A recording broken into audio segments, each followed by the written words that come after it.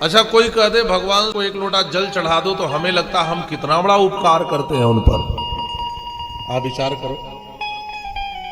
अच्छा, ये पूजा क्या है, ये उपासना क्या है? कभी कभी आपको लगता होगा कि हम कुछ रुपए चढ़ा देते, कुछ फूल माला, कुछ जल चढ़ाते हैं या थोड़ा दूध आदि चढ़ा दे तो भगवान का बहुत कुछ बन जाता होगा, है ना? हमारे एक दो लोटा जल दे देने से भगवान बहुत समृद्ध हो जाते होंगे। कहा नहीं, ये पूजा का अर्थ है कृतज्ञता का भाव।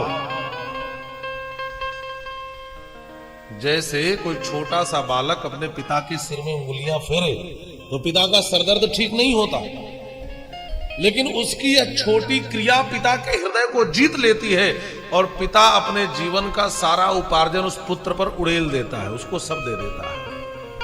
ऐसे ही वह परम पिता जो परमात्मा है, हम सब उसके पुत्र हैं, अमृत से पुत्र है, हम उस परम पिता के पुत्र हैं। हमारी इन अल्प सामग्रियों से उस पिता का बहुत कुछ हित नहीं होता है, लेकिन वह पिता कितना प्रसन्न होता है।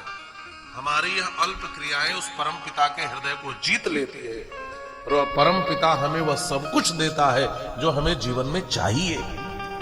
यही पूजा है। लेकिन हम लोग कहां कृतज्ञता ज्ञापित करते हैं? आप लोग कभी भगवान को धन्यवाद देते हैं? बताओ। कोई थोड़ा बिजली कनेक्शन जोड़ दे तो धन्यवाद, कोई यह कर दे तो धन्यवाद। हम तो देखे कि एक आदमी पेट्रोल पंप के पास खड़ा था और ऐसे सिगरेट निकाल के मुंह में डाला, ऐसे ऐसे किया तो माचिस नहीं मिली, तो एक दूर खड़ा था, लाके ऐसे लाइटर जला दिया, उसके सिगरेट जल गए। उसने कहा थैंक यू। हमने कहा वाह, किसी ने लाइटर से सिगरेट जला दी, वहां भी आप थैंक यू बोलना नहीं चूकते। लेकिन जिस परमात्मा ने हमें यह जीवन दिया, ये सब कुछ दिया, उस परमात्मा के प्रति कभी हम धन्यवाद ज्ञापित करते हैं? कभी हम उसके प्रति कृतज्ञ होते हैं कि ठाकुर जी आपने हमें कितना दिया? और भगवान की दी हुई एक चीज खराब हो जाए तो ओरिजिनल फिर कहीं मिलती नहीं है। देख लेना, कहीं मिलता है कुछ भी? इतनी चीजें ट्रांसप्लांट हो रही हैं, लेकिन उनकी अवधि कहां टिक रही है? टिक रही है? एक भी अंग इधर उधर खराब हो जाए तो फिर जीना दुभर हो जाता है। और ये सब चीजें ईश्वर ने हमें फ्री में दी है। आपको लगता होगा कि हम खिला पिलाकर किसी को बड़ा करते हैं। आपसे पूछा जाए, जब आप मां के पेट में थे तो आपको कौन जिंदा रखा था, कौन खाना देता था? अच्छा, कि लड़के ने पूछा कि पंडित जी ये बताइए कि आप लोग कहते हैं चंद्रमा देवता है, अब तो लोग चंद्रमा पर जाकर के आ चुके, वो भी पृथ्वी की तरह एक उपग्रह है, क्या अब भी आप उसको देवता कहेंगे? अब तो कई चंद्रयान जा चुके, रोज चंद्रयान ही जा रहे हैं हमारा। तो ये चंद्रमा को आप लोग देवता कहते हैं, सूर्य को भी देवता कहते हैं, हमारे यहाँ तो वायु को देवता, जल को देवता, सब देवता क्यों? अब थोड़ा विचार करें। देखिए, विज्ञान और अध्यात्म दोनों की दृष्टि का अंतर क्या है? विज्ञान वह बताता है जैसी चीजें दिखती हैं, और अध्यात्म वह बताता है जैसा चीजों को होना चाहिए।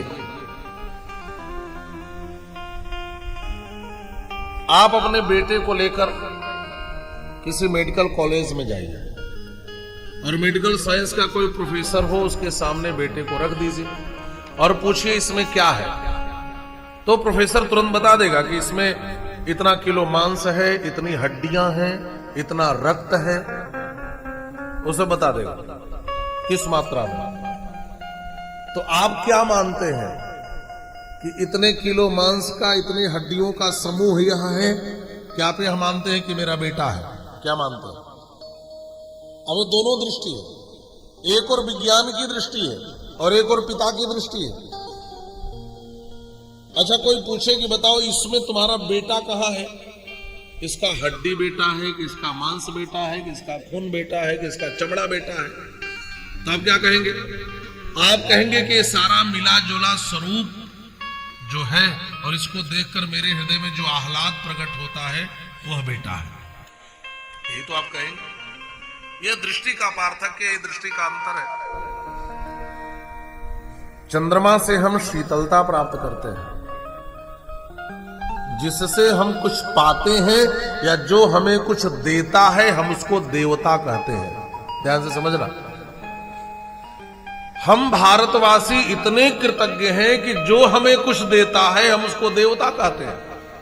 हम चंद्रमा को देवता कहते हैं, वो शीतलता प्रदान करता है। हम सूर्य को देवता कहते हैं, वो प्रकाश प्रदान करते हैं। हम पवन को देवता कहते हैं, वो सांसें देते हैं, है ना। हम जल को देवता कहते हैं, उनसे हमें जल प्राप्त होता है। अच्छा, आप ये बताएं कि सरकार बिजली देती है तो बिल भेजती है, कभी भगवान सूर्य की ओर से भी बिल आया? और इतने सोलर प्लांट लग रहे हैं अब आसपास, पता चले भगवान सूर्य भी बिल भेजने लगे। कभी आता है क्या? कभी जल के देवता की ओर से बिल आता है? कभी कुएं ने, कभी नदियों ने तो कोई बिल नहीं भेजा। हम तो उनका दोहा नहीं करते हैं, फिर भी वो हमें देते रहते हैं। ऑक्सीजन की कीमत तो कोरोना काल ने बता ही दिया। और आप कल्पना करें, यदि 2 रुपए श्वास ऑक्सीजन खरीदना पड़े और पीठ पे सिलेंडर लेकर चलना पड़े, तब हमें फिर हवा की कीमत समझ में आएगी। लेकिन कोई बिल नहीं आता। लेकिन हम उस ईश्वर के प्रति कभी कृतज्ञ नहीं होते। सनातन धर्म हमें कृतज्ञता सिखाता है। कृतेचा प्रति कर्तव्यम एस धर्म सनातन। सनातन धर्म की सबसे सरलतम परिभाषा है, जिसने हमारे प्रति कुछ किया है उसके प्रति कृतज्ञ रहना ही सनातन धर्म है। और एक जितने भी पूजा पाठ उपासना है, ये सब परमात्मा के प्रति कृतज्ञता अर्पित करना है। और हम भारतवासी इतने कृतज्ञ हैं कि हर किसी के प्रति कृतज्ञता ज्ञापित करते हैं। हाँ,